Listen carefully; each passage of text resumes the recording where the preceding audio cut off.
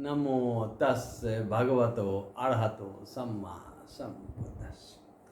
मैं प्रोफेसर रमेश प्रसाद, संकाय अध्यक्ष, शरमन विद्या संकाय, संपूर्णानंद संस्कृत विश्वविद्यालय वाराणसी तथा general secretary Pali society of India, आप सभी अभिधम श्रोताओं को बुद्ध सीरीज के इस 36वें एपिसोड में हार्दिक स्वागत करता हूँ।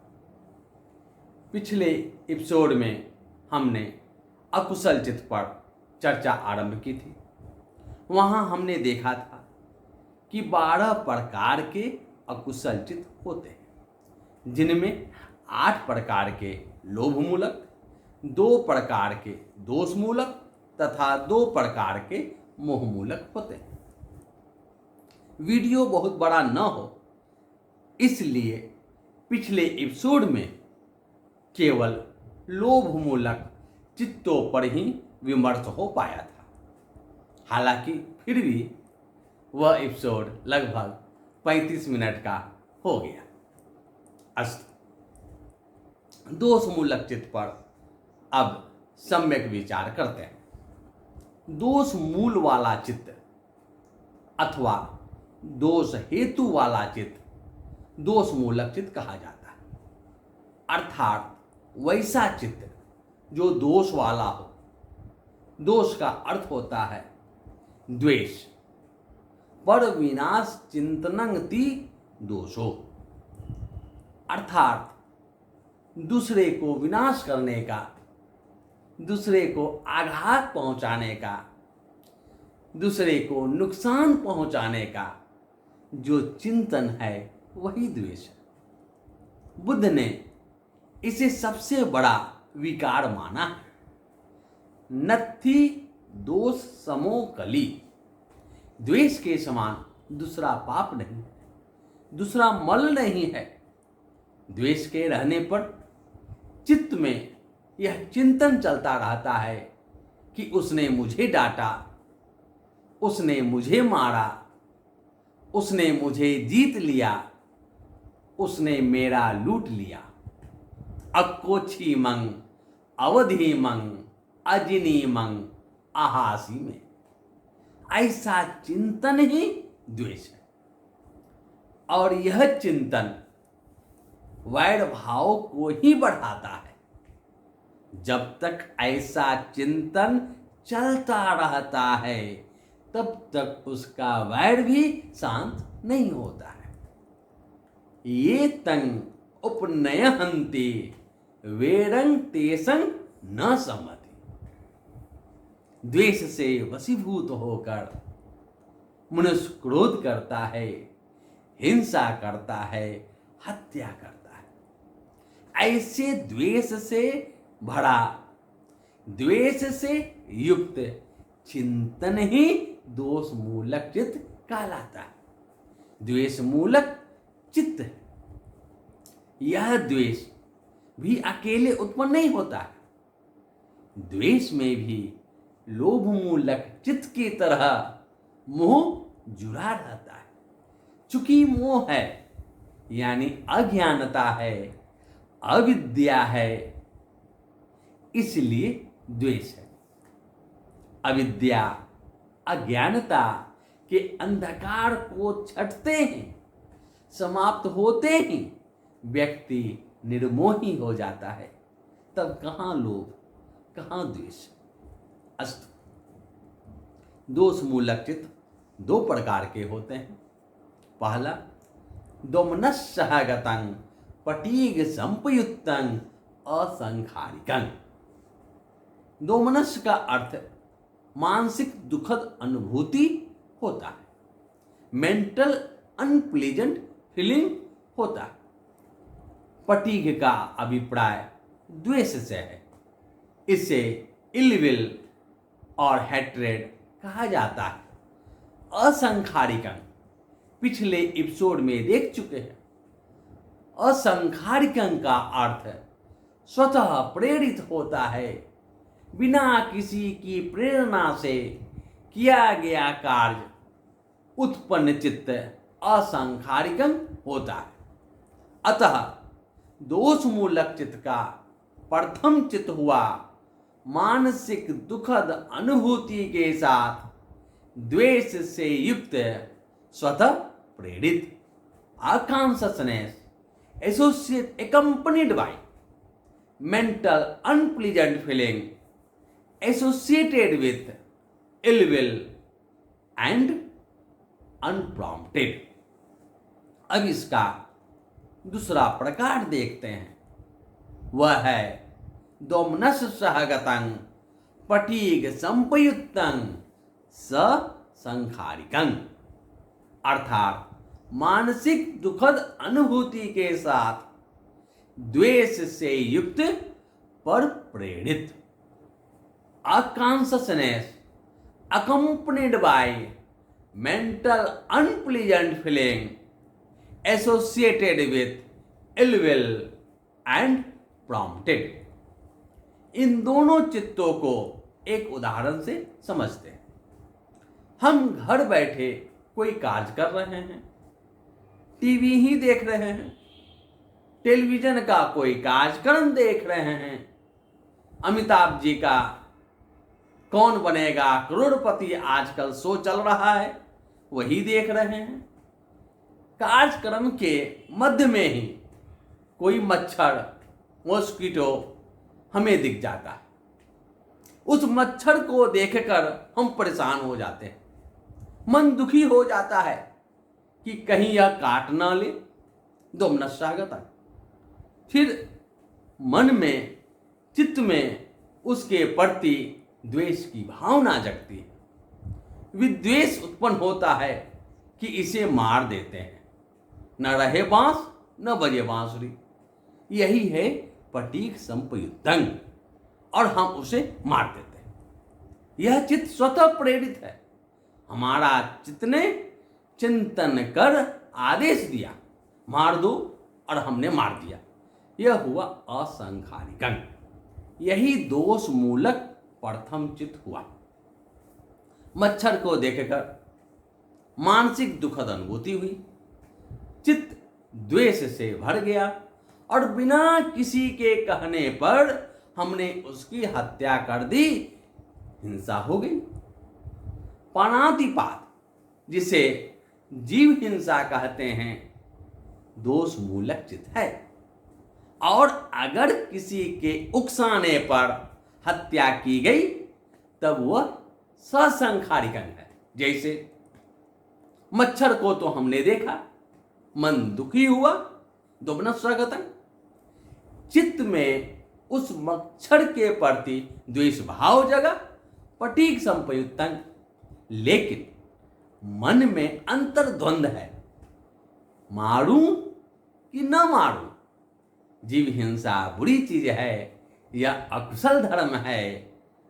जब ऐसा चिंतन चल ही रहा है, तब किसी मित्र ने, परिवार के किसी सदस्य ने कहा, देख क्या रहे हो, मारो इसे, कहीं यह मलेरिया वाला मच्छर तो नहीं है, डेंगू मच्छर भी यह हो सकता है। और तब हम दूसरे की प्रेरणा से, दूसरे के उकसाने पर हम उस मच्छर को मार देते हैं। पर प्रेरित यानी ससंखारिकं। इस प्रकार चित्त दोष मूलक का दूसरा प्रकार, यानी यह जो चित्त हुआ दूसरे प्रकार का, ये दोष मूलक चित्त हुआ है। यही दो प्रकार का दोष मूलक चित्त होता है। अब मोह मूलक चित्त को देखते हैं। मोह अविद्या को कहते हैं, अज्ञानता को कहते हैं। यह अविद्या का अंधकार है, जिसमें हम वस्तु के यथार्थ स्वरूप को, सत्य स्वभाव को देख नहीं पाते हैं। परिणामतः हम अनित्य को नित्य, दुख को सुख समझकर, अनात्म को आत्मवान समझकर राग पैदा करते रहते हैं, द्वेष उत्पन्न करते रहते हैं, जैसा कि हम लोभ मूलक चित्तों में तथा दोष मूलक चित्तों में देख चुके हैं। जिन चित्तों में मोह के साथ लोभ डोमिनेंट रहता है वे लोभ मूलक चित्त होते हैं, और जिन चित्तों में द्वेष डोमिनेंट होता है उसे दोष मूलक चित्त कहते हैं। लेकिन जहां न लोभ है और न ही द्वेष है, केवल मोह है, उस अवस्था वाला चित्त मोह मूलक चित्त है।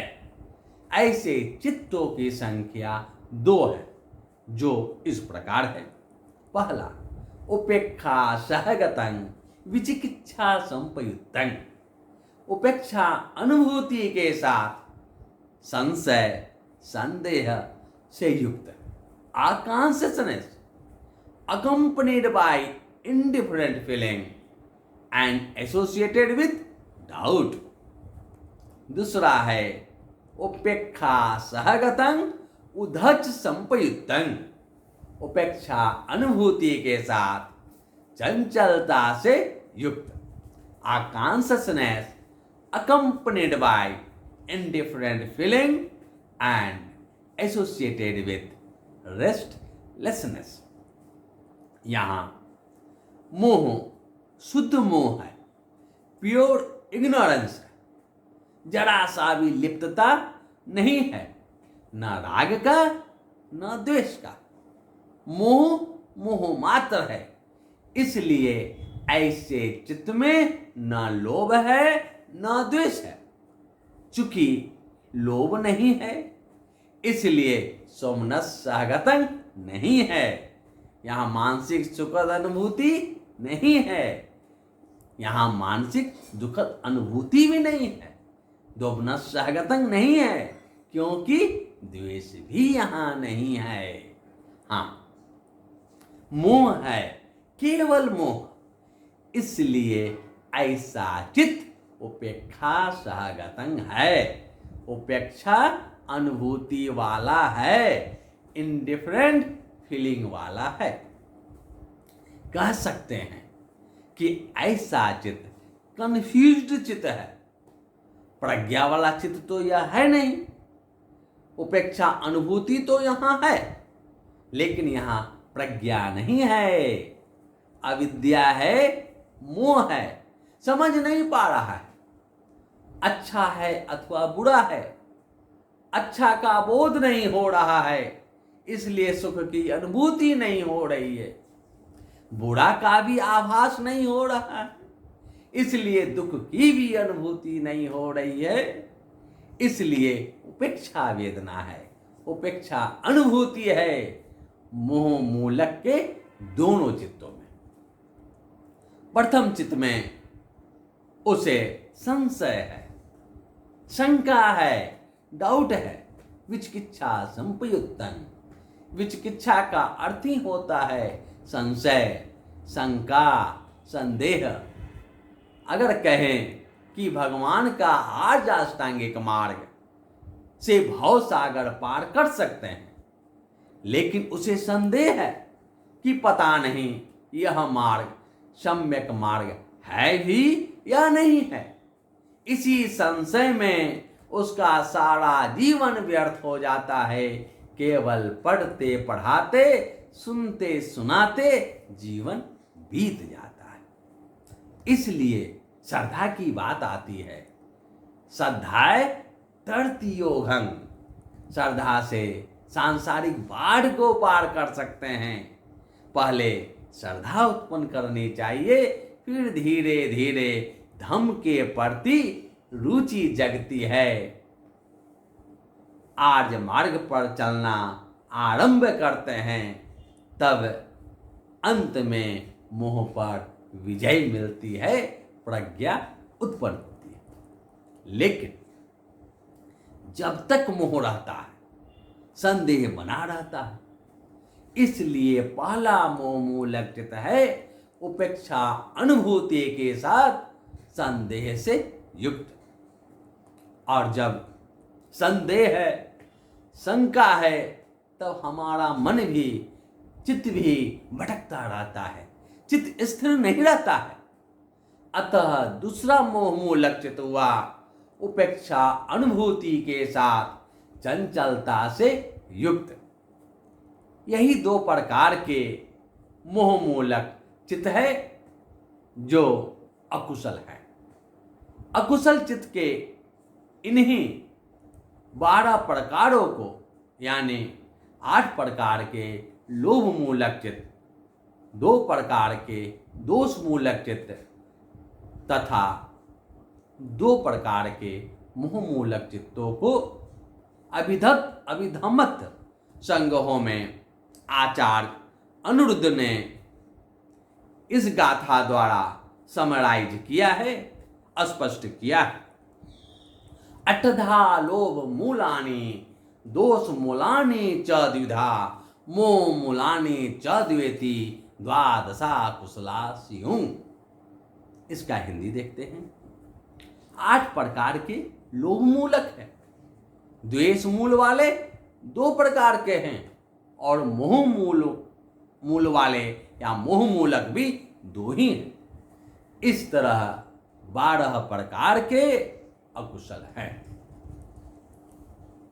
अब अहेतुक चित्त पर चर्चा करते हैं, देखते हैं ये अहेतुक चित्त क्या है। हम देख चुके हैं कि लोभ, दोष, मोह तथा अलोभ, अदोष तथा अमोह ये 6 हेतु हैं। इनमें प्रथम 3 यानी लोभ, दोष, मोह अकुशल हेतु हैं तथा बाद के 3 अलोभ, अदोष तथा अमोह कुशल हेतु हैं। इन हेतुओं से रहित चित्त को अहेतुक चित्त कहा जाता है। यानी जो चित्त अकुशल अथवा कुशल हेतुओं से संप्रयुक्त नहीं होते हैं वे ही अहेतुक चित्त हैं। एक उदाहरण से इसे समझते हैं। जैसे कोई व्यक्ति कहीं जा रहा हो, आगे झगड़ा हो रहा हो, गोली चल रही हो और उस व्यक्ति को भी एक गोली लग जाती, उसका उस झगड़े से कोई संबंध नहीं, वह चपेट में आ जाता है, घायल हो जाता है। उसी तरह पैरवी कोई करता है, भूलवश पैरवी किसी और की हो जाती है, अंक 6 गलती से 8 दिख जाता है, अंक 7 9 दिख जाता है, अथवा यह भी कह सकते हैं कि मूल्यांकन के समय, इवैल्यूएशन के समय अच्छा एग्जामिनर द्वारा मूल्यांकन हो जाता है, जो मार्क्स देने में लिबरल है और वह पास हो जाता है। इसलिए कभी कभी देखा जाता है कि अपेक्षाकृत कंपैरेटिवली साधारण व्यक्ति, सामान्य विद्यार्थी, एप्लीकेंट कहें उसे, वह कंपटीशन में आगे निकल जाता है और उससे बेटर स्टूडेंट रह जाते हैं। दोनों उदाहरणों में हमने देखा कि व्यक्ति इस जीवन में वैसा कर्म नहीं किया, लेकिन उसका फल उसे इस जीवन में मिल रहा है। पहले वाले केस में उसका झगड़ा से कोई लेना देना नहीं, कोई अकुशल हेतु संपृक्त नहीं है, लेकिन उसके साथ बुरा हुआ, अकुशल विपाक मिल रहा है। उसी तरह दूसरे केस में अच्छी परीक्षा नहीं जाने के बावजूद वह सफल हो जाता है, कुशल विपाक मिल रहा है। ऐसा क्यों? इस जीवन के लिए अहेतुक चित्त कह सकते हैं। इस जीवन में कर्म नहीं किया, लेकिन फल मिल रहा है। आगे देखते हैं। बुद्ध का धर्म तो कर्म तथा कर्म फल वाला है। वे पुनर्जन्म को स्वीकार करते हैं। जीवन तो दीपक की लौ की तरह है। एक लौ नष्ट होती है, दूसरी लौ जल उठती है और लौ का प्रवाह उस समय तक चलता रहता है जब तक कि लौ जलने के जो कारक हैं, बाती है, तेल है, जब तक ये दोनों विद्यमान रहते हैं तब तक लौ जलती रहती है, जलती रहती है। उसी तरह हमारा जीवन है, एक जीवन समाप्त होता है, दूसरा जीवन आरंभ हो जाता है। जन्म लेते हैं, मरते हैं और यह प्रवाह चलता रहता है, चलता रहता है और तब तक चलता रहता है जब तक हमारे साथ अविद्या तथा तृष्णा बनी रहती है, बाती और तेल के समान। कहने का अर्थ है कि ऊपर के दोनों उदाहरणों में इस जीवन में वैसे कर्म नहीं किए गए, लेकिन फल का, विपाक का स्वाद चखा। वे जो फल मिले, वे दो स्वाद चखे, कड़ुआ अथवा मीठा, वे पिछले जन्मों के कर्मों के फल थे जो किन्हीं कारणवश प्रतिसंधि लेते समय, जन्म लेते समय बचे रह गए थे। उनका उपभोग, उनका उपयोग या उनका उपभोग वे अब कर रहे हैं, कर्म फल से बच नहीं सकते हैं। इस जीवन में अगर हम किसी तरह बच भी गए, लेकिन अगले जन्म में वह कर्म पीछा करेगा, वह तब तक पीछा करता रहेगा जब तक कि वह कर्म अपना फल न दे दे, अपना विपाक न दे दे। अस्त हम अहेतुक चित्त की चर्चा कर रहे हैं। पहले हम दो पदों टर्म्स को देखते हैं। वे हैं संपटिच्छन चित्त तथा संतीर्ण चित्त। इसे जानना जरूरी है। रिसीविंग कॉन्शसनेस इज संपटिच्छन चित्त एंड इन्वेस्टिगेटिंग कॉन्शसनेस इज संतीर्ण चित्त। जब भी इंद्रिय के संपर्क में कोई विषय आता है, तब वह इंद्रिय उस विषय को रिसीव करता है। जैसे चक्षु के संपर्क में, आंख के संपर्क में कोई रूप आता है, आंख उस रूप को देखता है, यानी आंख उस रूप को रिसीव करता है। उसी तरह श्रोत यानी कान के संपर्क में कोई आवाज आती है, उन शब्दों को कान सुनता है, कान के द्वारा वे शब्द रिसीव किए जाते हैं। अन्य चार इंद्रियां भी वैसा ही कार्य करती है। जो रिसीव करता है वही संपटिच्छन चित्त है। रिसीव करने के बाद उस पर इन्वेस्टिगेशन आरंभ हो जाता है, उस पर विशेष चिंतन मनन आरंभ हो जाता है। आंख ने किसी व्यक्ति को देखा, कान ने किसी शब्द को सुना, जिह्वा ने क्या कोई स्वाद चखा आदि।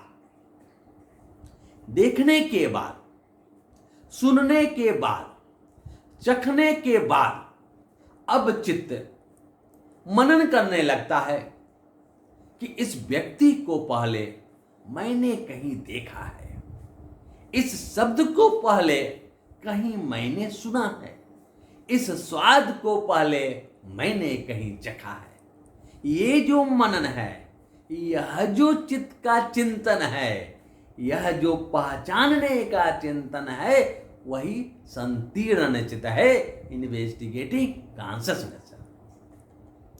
उसके बाद जब चित्त पहचान लेता है कि यह तो मेरा बहुत पुराना मित्र है जिससे कई वर्षों बाद मिल रहे हैं, तब राग पैदा हो जाता है। और जब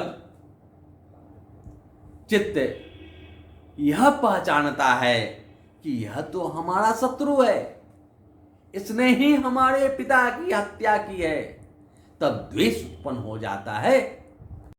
यह जो निर्णय की स्थिति वाला चित्त है, वह डिटर्मिनेटिव कॉन्शसनेस है। उसे अभिधर्म के शब्दों में ओठपंचित कहा जाता है। यह ओठपंचित ही निर्णय करता है कि अमुक रूप मनोनुकूल है अथवा प्रतिकूल, शब्द प्रिय है अथवा अप्रिय। इसलिए ओठपंचित पर आकर राग अथवा द्वेष उत्पन्न होता है। लेकिन जब हम ओठपंचित तक पहुंच ही नहीं पाते हैं, हम व्यक्ति को देखते तो हैं, रिसीविंग कॉन्शसनेस, लगता है जाना पहचाना चेहरा है, इन्वेस्टिगेटिंग कॉन्शसनेस, लेकिन अमुक व्यक्ति वास्तव में है कौन, चित्त यह पहचान नहीं पाता है।